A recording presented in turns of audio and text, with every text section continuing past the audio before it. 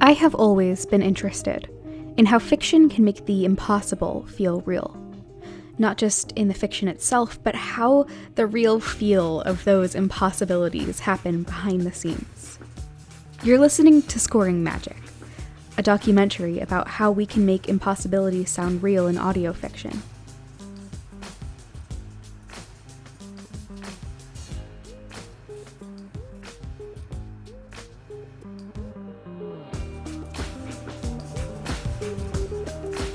My name is Will Williams. I'm a podcast critic, and it's probably not surprising to hear that my favorite medium in the podcast scene is fiction. I love hearing creators taking a space that's limited to just one sense, sound, and building things like the futuristic world of Star Tripper.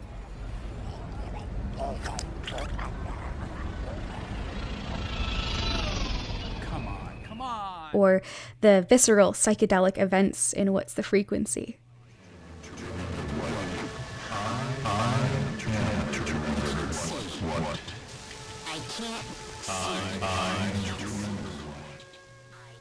I've worked in sound design before, but only a little. In my undergrad, I worked at my college radio station, where I hosted a book club on air. For passages we wanted to discuss, I'd get my friends to come into the studio and act out all the lines in the narration. I'd stay up until 2 a.m. in the below-zero winter with a 30-minute walk home, just to get the sound design on them right. Don't get me wrong, they weren't any good, but I was dedicated, damn it. Ever since, for the last 6 or so years, I've wanted to make something in this space. I've written resources on making them and getting them to listeners. I've consulted on podcasts. I've given tons and tons of advice. But between working my day job, working on my podcast journalism in my quote-unquote off hours, starting grad school, getting ready for a move, etc., etc., etc., it just didn't pan out. But I'm also me. I don't really know how to not do everything all the time forever. And that's why I had a brilliant idea. One I wanted to pass by my husband, Zach, and my dear friend, Amber. The idea started with a trilogy of novels I'd mostly written, a story that never leaves me alone, a story that Zach and Amber have both read.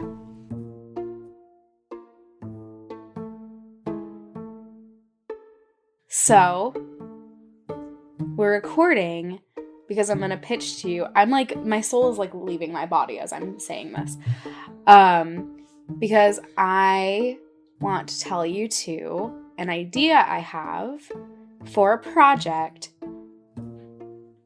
Zach is already putting his head on me. Because I know I'm doing too much shit, but I also think it would be really fucking cool. Go! Half of this will probably come as no surprise. Okay. Please go ahead. I'm not looking at you. Please go ahead. It doesn't mean I can't listen with my ears. So, I want to try to adapt Stable as an audio drama. Neat. I think that's Yeah! right, okay. That's a long time coming, right? That's Yes. inevitable. Yeah. We can all agree. I somehow did not see that. I did. Well, mostly because you haven't Actually- finished it.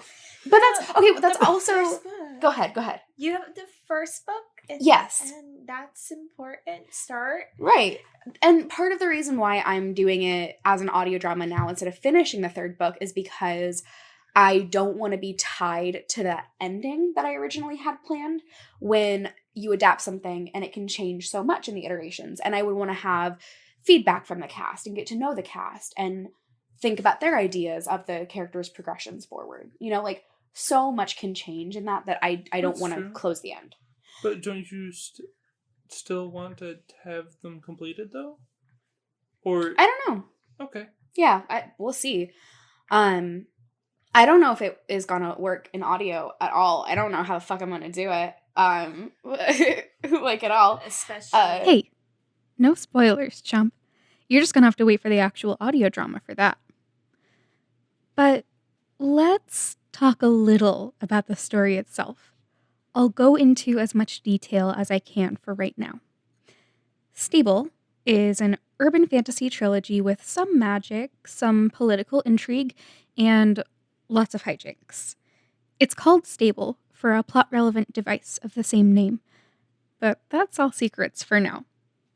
I wrote Stable for the 2013 National Novel Writing Month, or NaNoWriMo, a challenge where participants write 50,000 words in 1 month. I'll tell you all about the nitty-gritty of that timeline, though, in episode 3. And you can probably tell that there are a few main characters you'll need to know. Liam is the protagonist. You'll hear his name a lot. Finn is a complication. Alex is Liam's best friend. Sarah and Louise are coworkers. And Riley is the antagonist. Don't worry too much about memorizing all of those names. We'll get to them in time. Behind the scenes. Yeah. Of the making of Stable. And it's called I also- Unstable. Okay, that's real cute. So I also have problems with the name Stable for 2 reasons. 1, I wrote my story before this happened, and I want this to be on the record that I wrote this years before this happened. There is a podcast service. I don't know what it provides because I have avoided it, and it is called Stable, missing the E. What? Like, it's literally, I'm looking it up right now. That's weird. I didn't know that was a thing. I know, it's fucked up. Okay, so it's branded, it's fucking branded content. That's like Also coming soon. Fuck you. Their website just says something. Oh my god, are you fuck sure you. that Finn didn't make this website? It just says something. And just in the website's literally just called "We Are Stable." I'm so pissed off. But oh, fuck you. Their logo's cute. How that is. God damn it. We are the Complete podcast agency. Wow, this is, I mean, hey, it's got that Riley vibe real on lockdown. But yeah, so it's an app, it looks like. So I obviously can't use that. And I can't use Stable with the E because that would be so bad for SEO. Yeah. Like, I wouldn't show, like, nobody would be able to find it. Yeah. So I don't know what I'm going to call I it. just know you also don't have a lot of time. Yeah. I don't, that's very true. And I would want help on it, like, on all fronts. Yeah. Sorry, that's why I was trying to think Definitely of here things to to help. help with. Okay. Because Yeah. if you try to do this alone, it will not. Well, it wouldn't be good. No, it would also just. Well, I mean, like alone. Besides, like casting and stuff, it's just. It's difficult. Yeah. So that's what my October project is going to be, if I even have the time between my fucking life, is I want to try to get 1 script done. Mm-hmm. I don't think that that's One too much. script? 1 episode.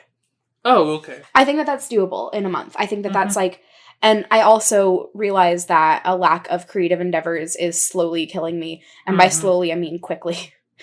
So that's only, also brainstorm on what does magic sound like? How do I magic sound? Bling! Shoom! I haven't listened, but does Kalila's... No, Kalila is all narration. No. Okay. All narration. Sorry, I haven't listened yet. No, you're It's good, on you're my good. List of things. I think that each magic would sound different. Different? Agreed. Since you had different colors for each magic, That's think what I was that it would thinking. be like Louis, yeah. Luis.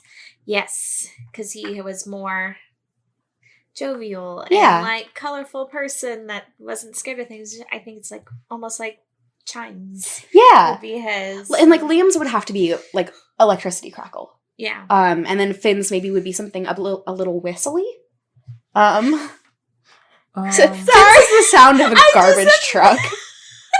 I just imagine his being like the, you know, in Brooklyn Nine-Nine when he's playing the guitar and then he just wails. That's been, that's a Accurate. magic sound. Accurate. Wait, okay. So it's only half of my idea, though. Okay. Mhm. So the other half is what we're doing right now. Mm-hmm. I kind of want to make a sort of documentary style podcast About going making a fiction podcast? Yep. Going through every single step of the process. Going through the writing, going through the conceptualization, going through the casting process, going through editing, going through literally all of it until when it comes out. I think it would be such a useful guide for people for what to expect, whether it's like, hey, writing in a script format is really fucking weird. Here's what I've learned.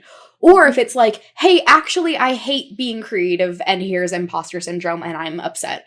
Or if it's like, here's how to run auditions, or here's my experience with auditions, things like that.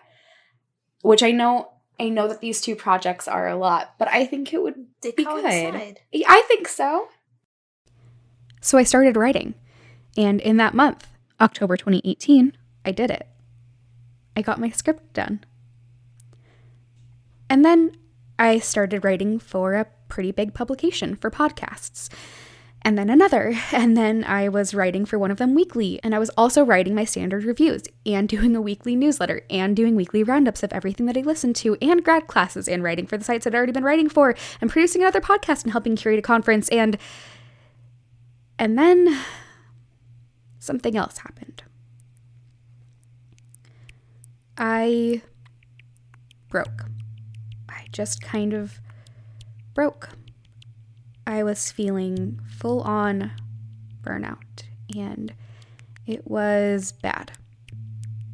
It was bad enough that it forced me to look at everything I was doing, evaluate what mattered most to me and what was just making my life difficult, and make some hard decisions. I found that it wasn't just that I was doing too many things. It was also that I wasn't doing some of the right things. That story, those books I'd written, they still wouldn't leave me alone. They wanted to be something more than they were. They wanted to be what they were supposed to be, and I'd been ignoring them. But I was tired, and I was still pretty broken. I was too close to the story to see how it needed to be changed to reach its potential. I felt like I was at a loss, like I'd just be doomed to this frustrating cycle of wanting to create and knowing I couldn't. Here's what's great about being a professional podcast critic. You listen to a lot of podcasts, and a lot of podcasts are made by really smart people. As of hearing my frustration and anxieties, Joseph Fink and Jeffrey Craner released an episode of their podcast, Start With This, about collaboration. What is the value of collaboration? I think for me, some of it is self-confidence. Is the idea of needing somebody to kind of tell you what's good and bad. It's somebody to kind of help you. If you're cooking, it's nice if you can have somebody there to taste it and make sure it tastes fine, because you get caught up in your own process and you feel like I have one of two gears when I write things, which is, holy cow, this is amazing. I'm the best writer that ever lived. And the other is like, I'm garbage. Like, I'm an absolute garbage writer and I don't know what I'm doing. And so it's nice having somebody else to temper that, because nobody's ever going to tell you, like, a reasonable person isn't going to tell you you're the greatest writer of all time. And a reasonable person will never tell you that you're a garbage writer, that you're bad at something. And so there's always like much closer to those kind of ups and downs in the middle of helping you find the voice. People who are good at collaborating want you to be better all the time. It made me remember what I told Zach and Amber back in September 2018. I couldn't make this audio drama alone. And even if I could, I knew I needed some outside help. Create is feel is good, and have friends is good feel. All of these are true. Hi, I'm Katie Yeomans. You're not wrong. Hi, I'm Ann Baird. Create is feel good. Create is happen, and friends good feel is it. So then I figured that. And I asked them to join me on this adventure.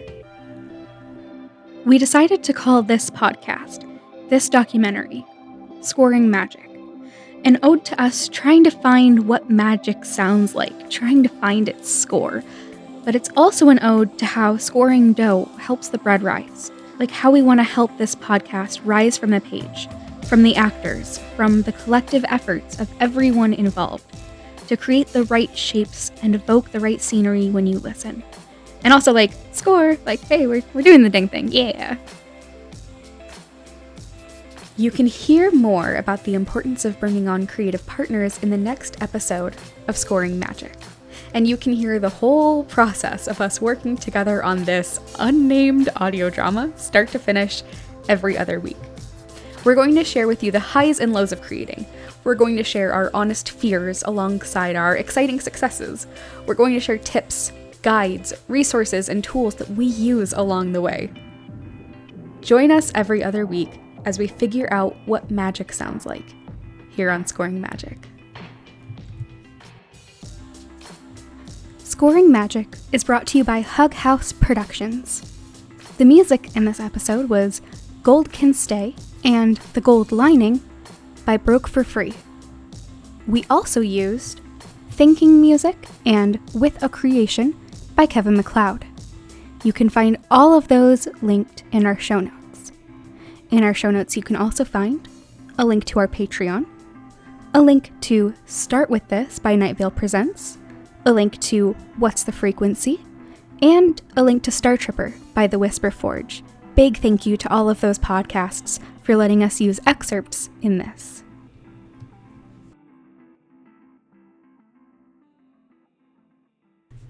Hey listeners, so here's something fun. Because collaboration is so fantastic, we've gotten a lot done.